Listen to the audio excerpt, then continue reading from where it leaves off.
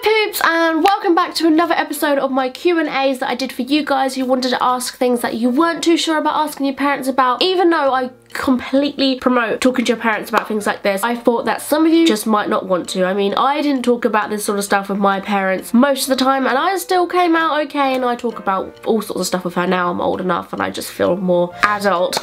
But I felt like some of you guys might want some advice on growing up, like puberty or like periods, or just anything that involves a need for advice from somebody who's already been through it. I mean, I haven't been through all of it, I guess. I'm only 19 years old. I guess I have like 2 more years, but I could help. I like helping people, I like giving advice, and I feel like I have enough things to say and I'm capable of saying them, because I know some people don't like talking about it, but I sure do. If you didn't see my last video on this, however, please check that out, because I might be answering questions on that you might want to know, and then therefore you have missed the answers. I'll just leave a link for that for you somewhere, the down bar. So I asked you guys on my Facebook page to ask me some more questions because you guys are very curious little human beings. So if you'd like to add me on Facebook, you can do that. There is also a link down there in my boob bar. That's where all my stuff like this goes. So without further ado, here are the new questions I gathered from you guys. I hope you enjoyed the video and I hope this helped you somewhat. Do let me know in the comment section below if you want more of these though, because that would help me very much greatly. Thank you all very much.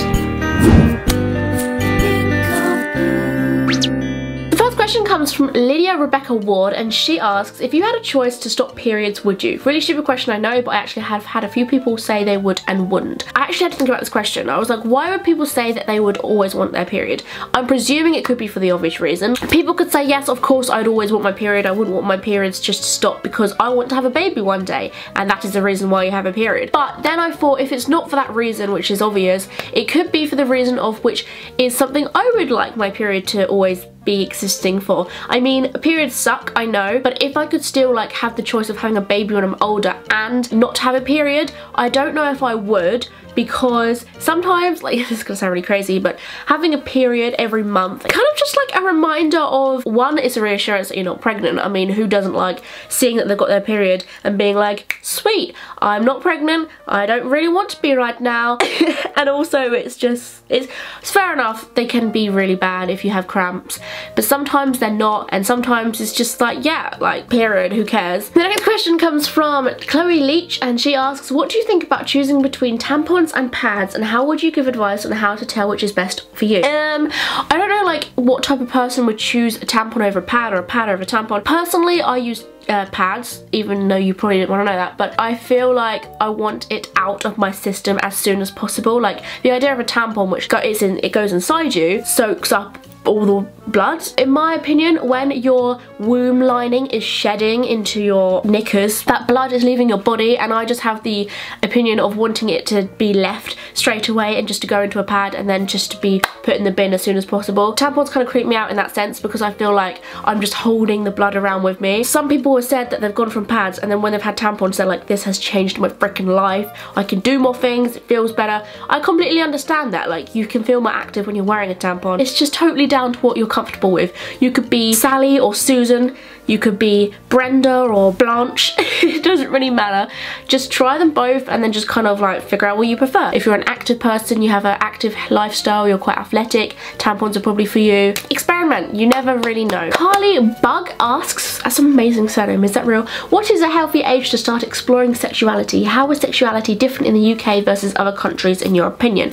I can't speak for sexuality in my particular country because I'm not very like educated on the differences, so I'm not really going to go into that because I don't want to say anything and then just offend a ton of people, or just to say something that isn't correct at all. But generally speaking, for myself and for people I know in my own country, which I don't really know is general for the country, a healthy age to start exploring sexuality, you can explore sexuality by yourself whatever age you feel like you want to. Like, you could be super young and you just finding out more about your body, that's absolutely fine. I mean, you can just do that whenever, as long as you're doing it privately to yourself and you understand that that should only be a private thing to do if you're a young age. When it comes to with other people, I like, my own opinion, people will be against or for this, but my own opinion is when you feel like you are ready and educated about what you're doing, if you feel like you're questioning it, that is probably a big red flag to say you're probably not ready. I mean, when you feel like you're 100% and you know what you're doing,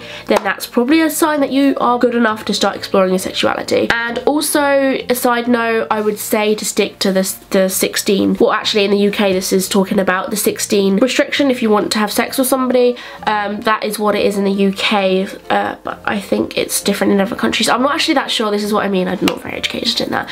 But I would say over that age, if you're under, it's not legal, and you can like get in trouble if you, especially if you sleep with somebody who's 15 and you're 16 or over. So I would definitely have to say 16, but before that, if you just want to explore yourself, then freaking go for it. Another question I got from Natasha Taylor is, in general, what was the worst thing as a teenager for you to deal with during puberty? During puberty, what was the worst thing I dealt with? I think the worst thing I dealt with was like emotions and hormones. I mean, some people might say periods were horrible, growing boobs was painful, stretch marks were horrible. Like, yes, they were all kind of like annoying at the time and just something you had to deal with about growing up, which was kind of sucky, but you get used to it in the end. But with hormones, you don't get used to it because they're so crazy and everywhere. I would be shouting one minute, happy as Larry the next. I'd be moaning at people who I absolutely loved. I would be talking horrible things to my mum who I adored. Hormones are horrible, and they are all your life because they're just uncontrollable, whereas something like boob growth or just growing pains is just copable. It's not permanent, other than stretch marks of course, but you get used to it and it's just like whatever in the end. So that's probably the biggest thing for me, and as well as period pains, like getting used to periods and stuff. I never had period pains when I first started getting my period. It's more like now I'm getting period pains. If you didn't used to have period pains and you're getting period pains now, that is absolutely fine, because I had the same thing. I was like period pain free for like 4 years, and all of a sudden it's been like a bitch and it's been horrible, and I've been vomiting, and sorry to scare some people, but it happens sometimes. If you're not getting period pains now, you might get them later on in life, and you could find yourself like throwing up, diarrheaing at the same time. It's so hot, but that's the life of being a woman. But there are like really good period pain drugs you can take, obviously legal drugs I'm talking here. Marijuana, joking. You can take them, they're available in most supermarkets or just drugstores, but they're recommended. They work like a dream. What happening?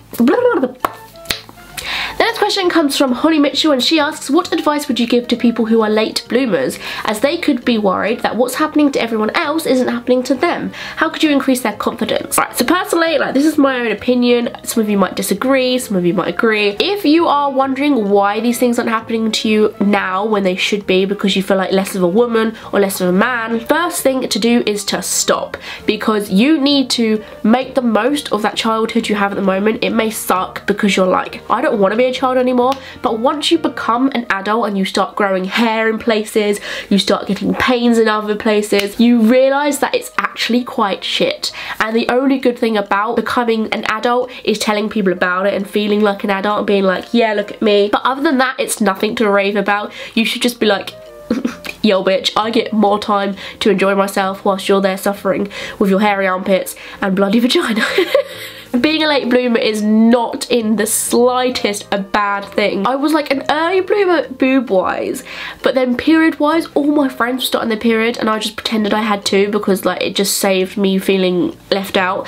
And then when I came on my period, I was kind of like, this is shit. Just enjoy yourself whilst you're developing. Your time will come and you'll love it when it eventually is over, because you feel amazing and you'd feel just great. Now you're a woman or a man. Enjoy the process. It will come. It might be later. Some people are freaking early, like 13. Some people are freaking late, like 20. Just enjoy it and enjoy the process if you can, as much as you can anyway. Next question comes from Beth Arnold, and she asks, my boyfriend wants to have sex. I don't know if I am ready. How can you tell if you are? This goes with what I was saying earlier. If you're asking yourself that question, then that is quite a big red flag to say that you're probably not ready. I mean, you are ready when you know that the answer deep down is you are ready, without having to ask other people. Ask yourself. I highly doubt that you are if if you're asking me to kind of give you bullet points or things you should look out for to see if you're ready. I mean, that probably means you're not ready. If your boyfriend can't accept that, then please don't ever feel like you have to because somebody else is. He is different to you, you are different to him. If he can't accept the fact that you're not ready, then please don't think that you need to, or that he is the right guy if he's forcing you to do something like that. For starters, can I just say, be true to yourself and be ready when you are ready. So please don't let anyone else tell you differently. The next question comes from Amy Evans, and she says, what happens if you don't have another period a month after your first period? This is completely common. You may be like, oh my god, I started my periods, and then you're waiting so hard and so long for your next one, and then you kind of think, oh, maybe that wasn't a period because I ain't starting my period again. When your periods first start, they are all over the frickin' place. I did not have a regular period at all when I was young. My periods were like 20 days apart, and then they were like 50 days apart, and then they were like 10 days apart. They are just nuts. I would hate to have that now, and now they are so regular. I have like a period tracker thing on my phone, and it kind of helps you estimate and find out where your next period is going to be as best as possible. And if any of you want to know what that app is called, it's called Clue. Look it up, it's great. It just does wonders. As you've been on your period for months and months and months, they will get more and more regular, and you will know pretty much spot on soon when you will be on your next period. Not always though, some people are just always irregular, but most of the time you're regular. Next question comes from Alexa Lane Zinky, and she asks, I'm sorry if I said that wrong. What do you think about having to hide your tampons / pads when you need one? And 2, how did you take care of zits when you were younger? Girl, I'm still getting zits these days, like hiding tampons and pads used to be a massive problem for me when I was at school. Like, you'd hide them in your bag, which was fine because you'd have like a pocket, any pocket you could find in your rucksack or something. But then when it came to actually going to the toilet to change them, I would be like, oh my god, I need to put my pad like up my sleeve or something, and then just walk to the bathroom as if nothing's happening. But as life got on, I was just like, girl, every woman is in the same freaking boat. I understand when you're younger it's a bit harder. I'm not gonna sit here and say it's fine guys, you don't need to hide it, because you will still go to school and be like, I feel like I need to hide it. It's kind of like the whole situation of when you first started wearing bras. I know guys used to be like, oh my god, you're wearing a bra, and like people used to take the piss out of each other for wearing a bra, when it's the weirdest thing ever, because it's like, what? I'm growing and like I've got boobies now, and you're like, huh, she's got boobies. Makes no sense. And that's the same sort of thing about pads when you get older. It's like less embarrassing and you talk about it more. Freaking hell, like the conversations I have with my best friend, the thought of hiding a pad would be hilarious to us. But just do what you want. Like, if you don't feel comfortable, then just do it discreetly. If you feel fine, then freaking like throw the tampon in the air and tell everyone you're changing. Like, it doesn't really matter as long as you feel comfortable doing what it is you feel like you should do. There's no wrong or right answer to that. And as for the zits thing, I still have that problem now. I basically just use makeup to cover them up. I've never had bad acne or something. I'm just the type of person who gets a really horrendous massive spot at random points of the month. I just cover them with makeup and just let them naturally go, because I've never messed around with spot cream or something, because I've never had it that bad. My suggestion is just leave them as much as possible. If they're really bothering you, then invest in some really good spot cream, but I have no recommendations because I've never used any before. And as for like picking them, only pick them, or like I used to scratch mine off. That sounds so disgusting. Obviously I used to like dispose it into a bin, but I used to get rid of mine when they started getting hard, because then it just like chops off the head and then it's basically gone. That was one of the most disgusting things I've ever spoken about on YouTube. The next question comes from somebody who wanted to remain anonymous, so please respect that. She asks, when girls get their periods, how long do we have them? Please don't say my name, blah blah blah. So this person wants to know about the duration of your period. It can really depend. I know some people that are, I was about to say who it was then, but she might feel a bit weird about that. I know some people that are on for like 3 days at a time. 3 days, that's mad to me, like 3 days, because I'm like 6 to 7 days. It can really range, but once you know what your days are, it will probably stay like that for the most of your life. I was on my very first period I ever had 6 days, and I'm still 6 days to this day. The next question actually is really good when it came to the question we had earlier, because this is from Tati Tater Tot. That's amazing. I was an early bloomer. I got my period earlier than everyone else. My body started developing earlier. Did you ever have confidence issues of being an early or late bloomer?